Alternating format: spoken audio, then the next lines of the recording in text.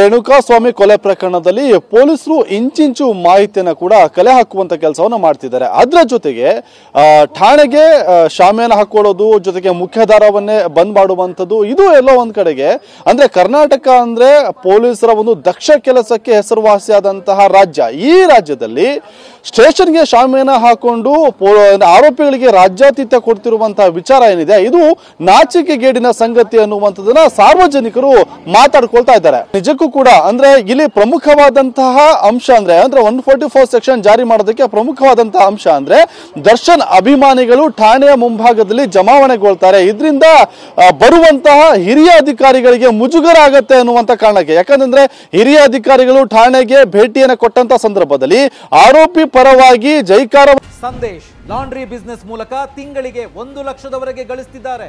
ನೀವು ಕೂಡ ಅವರಿಂದ ಕಲಿಬೇಕಾ? ಅವ್ರ ಜೊತೆ ವಿಡಿಯೋ ಕಾಲ್ ನಲ್ಲಿ ಮಾತಾಡಬೇಕಾ? ಈಗಲೇ ಫ್ರೀಡಮ್ ಆಪ್ ಡೌನ್ಲೋಡ್ ಮಾಡಿ. ಕೂಗ್ತಾರೆ. ಇದು ಎಲ್ಲ ಒಂದ್ ಕಡೆಗೆ ಹಿರಿಯ ಅಧಿಕಾರಿಗಳಿಗೆ ಮುಜುಗರ ತರುವಂತ ಕೆಲಸ ಆಗ್ತಿದೆ ಅನ್ನುವಂತಹ ಒಂದೇ ಒಂದು ನಿಟ್ಟಿನಲ್ಲಿ ಇವತ್ತು ಅಂದ್ರೆ ಠಾಣೆ ಬಳಿಯಲ್ಲಿ 144 ಸೆಕ್ಷನ್ ಕೂಡ ಜಾರಿ ಮಾಡಿರುವಂತದ್ದು. ಅಂದ್ರೆ ಪೊಲೀಸ್ ಠಾಣೆಗೆ 144 ಸೆಕ್ಷನ್ ಜಾರಿ ಮಾಡಿಕೊಳ್ಳುವಂತಹ ಪರಿಸ್ಥಿತಿ ನಿರ್ಮಾಣ ಆಗಿದ್ದು ಅಂದ್ರೆ ರಾಜ್ಯದ ಇತಿಹಾಸದಲ್ಲಿ ಇಂಥ ಪ್ರಕರಣದಲ್ಲಿ, ಕೊಲೆ ಪ್ರಕರಣದಲ್ಲಿ ಇದೇ ಮೊದಲು ಅನ್ನುವಂಥದ್ದು ಸ್ಪಷ್ಟವಾಗಿ ಗೋಚರ ಆಗ್ತಾ ಇರುವಂತದ್ದು.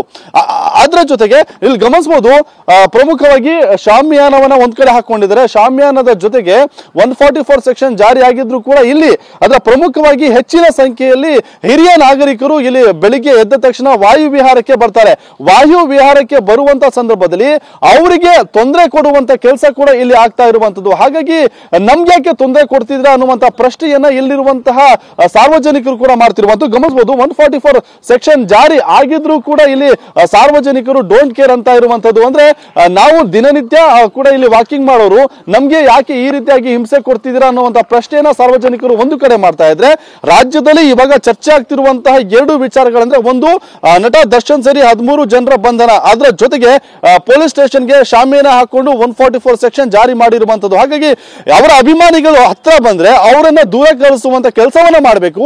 ಇದನ್ನ ಹೊರತುಪಡಿಸಿ 144 ಸೆಕ್ಷನ್ ಜಾರಿ ಮಾಡಿ ಸ್ಥಳೀಯರಿಗೆ ತೊಂದರೆ ಕೊಡುವಂತದ್ದು ಎಷ್ಟರ ಮಟ್ಟಿಗೆ ಸರಿ ಅನ್ನುವಂತ ಒಂದು ಪ್ರಶ್ನೆ ಕೂಡ ಸದ್ಯಕ್ಕೆ ನಿರ್ಮಾಣ ಆಗಿದೆ. ಇಲ್ಲಿ ಗಮನಿಸಬಹುದು, ಪೊಲೀಸ್ ಠಾಣೆ ಮುಂಭಾಗ ಇರುವಂತಹ ರಸ್ತೆಯ 200 ಮೀಟರ್ ಅಂದ್ರೆ ಎರಡೂ ಬದಿಗಳಲ್ಲೂ ಕೂಡ ಈ ರೀತಿಯಾಗಿ ಬ್ಯಾರಿಕೇಡ್ ಅನ್ನ ಕೂಡ ಹಾಕೊಂಡಿರುವಂತದ್ದು, ವಾಹನ ಸವಾರರನ್ನ ಅಲ್ಲಿಂದಲೇ ಕಳಿಸುವಂತ ಕೆಲಸವನ್ನ ಕೂಡ ಸದ್ಯಕ್ಕೆ ಪೊಲೀಸರು ಮಾಡ್ತಿರುವಂತದ್ದು. ಇದೆಲ್ಲವೂ ಕೂಡ ನೋಡ್ತಾ ಇದ್ರೆ ಏನೋ ಒಂದ್ ಕಡೆಗೆ ಆರೋಪಿಗಳಿಗೆ ರಾಜ್ಯಾತಿಥ್ಯವನ್ನ ನೀಡೋದಕ್ಕೆ ಈ ರೀತಿಯಾಗಿ ಸಾರ್ವಜನಿಕರಿಗೆ ತೊಂದರೆ ಮಾಡ್ತಿದ್ದಾರಾ ಅನ್ನುವಂತ ಒಂದು ಪ್ರಶ್ನೆ ಸಹಜವಾಗಿ ಮೂಡ್ತಾ ಇರುವಂತದ್ದು. ಇದೇ ಒಂದು ವಿಚಾರಕ್ಕೆ ಸಾರ್ವಜನಿಕ ವಲಯದಲ್ಲೂ ಕೂಡ ಈ ಒಂದು ಪೊಲೀಸರ ನಡೆ ಸಾಕಷ್ಟು ಚರ್ಚೆಗೆ ಗ್ರಾಸವಾಗಿರುವಂತದ್ದು. ಅದರ ಜೊತೆಗೆ ನೀವು ಕೂಡ ಗಮನಿಸಬಹುದು, ಇಲ್ಲಿ ಬರುವಂತಹ ಜನರು ಏನು ಈ ಪಕ್ಕದಲ್ಲೇ ಅಂದ್ರೆ ಪೊಲೀಸ್ ಠಾಣೆಯ ಪಕ್ಕದಲ್ಲಿ ತೆರಿಗೆ ಭವನ ಕೂಡ ಇದೆ. ಅಲ್ಲಿ ಸಾಮಾನ್ಯವಾಗಿ ಒಂದಿಷ್ಟು ಕಾರ್ಯಕ್ರಮಗಳು ನಡೀತಾ ಇರುತ್ತೆ.